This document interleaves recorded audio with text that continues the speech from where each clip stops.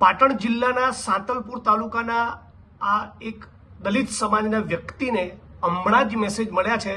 વોટ્સઅપમાં મને કોઈએ ફોટો મોકલી આપ્યો। આ દલિત સમાજના વ્યક્તિ જે સાધુ તરીકેનું જીવન જીવતા હતા, બગલના ગામમાં એમને જીવતા સળગાવી નાખ્યા છે। હાલ જ એસપી પાટણ સાથે મારી વાત થઈ, એમણે આ ન્યૂઝને કન્ફર્મ કર્યા છે।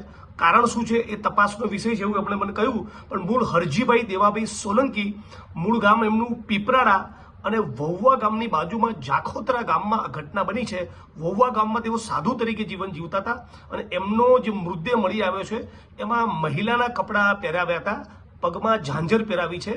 એટલે બહુ રહસ્યમય સંજોગોમાં આ દલિત સમાજના 61 વર્ષના વડીલનું ખૂન કરવામાં આવ્યું છે। હું પાટણ અને સમગ્ર ગુજરાતના દલિત સમાજના લોકોને અપીલ કરું છું। હમણાં 2-3 દિવસ હું આઉટ ઓફ ગુજરાત છું, પણ બધા જ લોકો આ મુદ્દે એક આંદોલનનો રસ્તો અખ્તિયાર કરે। જ્યાં સુધી તમામ આરોપીની ધરપકડ ન થાય ત્યાં સુધી આ મુદ્દે આપણે લડવું જોઈએ, સંઘર્ષ કરવો જોઈએ। અમરેલીની ઘટના હમણાં તાજી જ બની છે, એના પછી વિરમગામમાં એક ઘટના બની, સુરેન્દ્રનગરમાં દલિત સમાજના એક વ્યક્તિ ઉપર હુમલો થયો અને આ 61 વર્ષના, 18 વર્ષના દલિત સમાજના વ્યક્તિને જીવતા સળગાવી દેવામાં આવે। આ તમે દ્રશ્ય જોઈ શકો છો।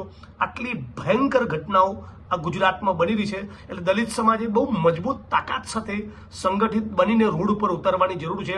આ ભારતીય જનતા પાર્ટીના શાસનમાં દલિતોનું અપમાન કરવું, દલિતોનો સામાયિક બહિષ્કાર કરવો, એમને પોલીસ રક્ષણમાં જીવવું પડે, ભયમાં જીવવું પડે, એમના મર્ડર થઈ જાય અને જીવતા સળગાવી નાખવા સુધીની ઘટના બને, એક માણસને જીવતો ભૂંજી દેવામાં આવે, આ કેટલી ભયંકર ઘટના છે। અને પછી આ ઘટના પર ઢાંક પીછોડો કરવા માટે મહિલાના કપડાં પહેરાવી, એમના પગમાં ઝાંઝર પહેરાવીને આ લાશને રજડતી મૂકી।